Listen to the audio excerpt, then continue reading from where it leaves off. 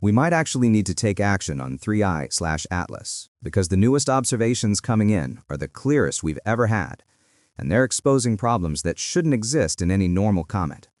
The tail structure, the brightness curve, the mass loss rate, the geometry. Every part of this object is breaking rules we thought were unbreakable.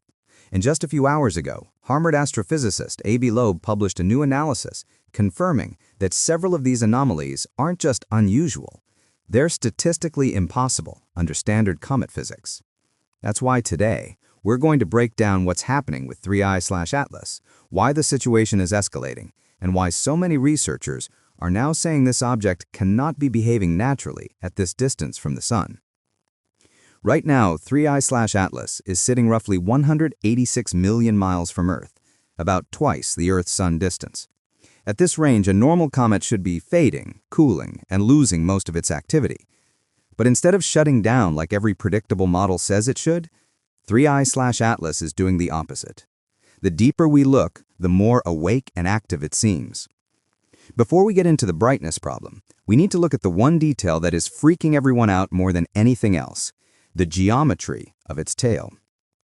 A new high-resolution image captured on November 22nd by an amateur astronomer using a half-meter telescope revealed a level of clarity we weren't expecting. Powerful enough to catch faint structures with precision, the telescope picked up a bright spherical coma around the nucleus and two razor-thin tail structures shooting off in opposite directions. The main tail, the one pointing away from the Sun, stretches nearly 3 million miles into space.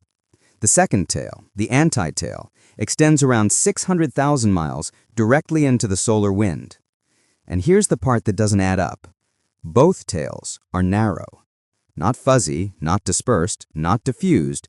Narrow, like laser beams. Ordinary comet tails widen as dust and gas spread out. They lose shape, they scatter, they get messy. But these tails remain perfectly collimated across millions of miles, as if something is holding the structures together. We've never seen a comet maintain tail features like this over such a large distance. This is where Avi Loeb's new analysis gets disturbing. Why is the anti-tail 5 times shorter than the main tail? The answer, according to Loeb, comes from the fact that the anti-tail is pushing directly into the solar radiation. Every grain of dust in that tail is fighting solar wind head-on. To maintain a 600,000-mile tail against that pressure, the material has to be incredibly dense. So dense that Loeb calculated it would need to be roughly 1 million times denser than the solar wind itself. That is not cometary outgassing. That is something else entirely. And the strangest part is that the 5-to-1 ratio between the two tails has stayed stable for weeks. Mid-November images show the same proportions. Whatever is generating these narrow jets is maintaining them with unbelievable stability. But the weirdness doesn't stop with the tail. There's the mass loss problem, and it might be even harder to explain. Comets form tails when the Sun heats their surfaces, causing ice to sublimate into gas and drag dust with it. Simple process. But at 186 million miles, the sunlight is only providing around 300 watts per square meter. And only a fraction of that energy actually goes into sublimation. According to Avi Loeb's calculations, the mass loss rate we're seeing would require around 620 square miles of active surface area. But we know the nucleus is only a few miles wide. The total surface area we're dealing with is no more than 30 or 40 square miles. That means the observed mass loss is between 15 and 20 times higher than what the surface area could physically produce. Scientists tried to explain it by suggesting that the comet had fragmented, creating more exposed ice surface. But images from November 11th show a single intact nucleus. No fragments, no debris, no broken pieces drifting off, just one object. The math doesn't work. The physics doesn't work. The energy budget doesn't work. And yet the jets exist, and they are behaving like something controlled rather than something melting. Now let's talk about the brightness problem, which is becoming the biggest red flag of all. Comets follow predictable brightness curves. The closer they get to the Sun, the brighter they get. The farther they move away, the dimmer they become. Simple. But 3I/Atlas passed perihelion more than a month ago. It's moving away. It's cooling. Sunlight has dropped dramatically. It should be fading.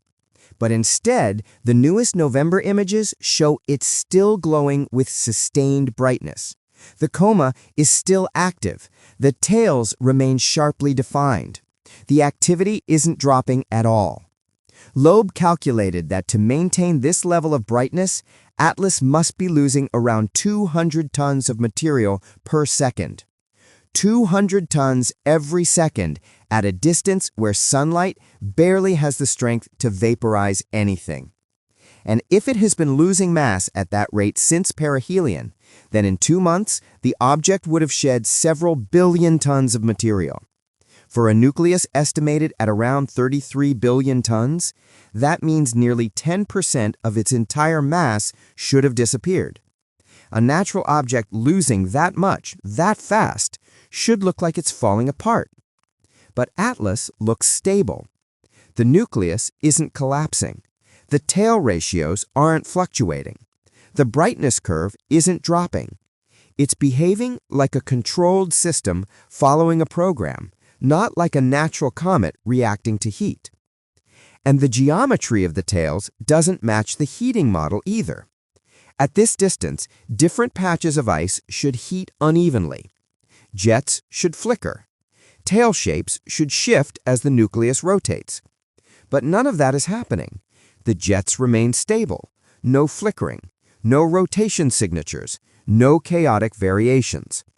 Every anomaly, tail density, mass loss, brightness curve, geometry, points to the same conclusion. This object is not behaving like a passive natural body. Something is driving these jets with precision. Something is maintaining their density and direction. Something is sustaining brightness far beyond solar limits. And this is only the second interstellar visitor we have ever seen. 2 interstellar objects, 2 major physics anomalies. That's not coincidence. That's a pattern. Some scientists suggest Atlas could be a fragment of a larger body. Others think it may contain exotic ices we rarely encounter. But a growing number of researchers argue something far more unsettling. We may be looking at a controlled or engineered process, a regulated outflow, a maintained structure, a system optimized for stability. It doesn't confirm artificiality, but it doesn't rule it out either. What we do know is this: normal comet physics cannot explain the million times denser antitail, the 600,000-mile structure going directly against the sun, the 3 million-mile collimated main tail, the mass loss 20 times beyond the available surface area, the 200 tons per second brightness, the lack of fading after perihelion, the lack of fragmentation, the absence of rotational variation, or the stable geometry across millions of miles. So the real question isn't whether 3i Atlas is weird. The question is why it's this weird. Why this structured? Why this precise? And why now, when it's only the second interstellar object we have ever detected? Tell me your theories in the comments. And if you appreciate the effort it takes to break down this object, a like and hype would help a lot. Because at this point, we might genuinely need to take action on 3i Atlas, and fast.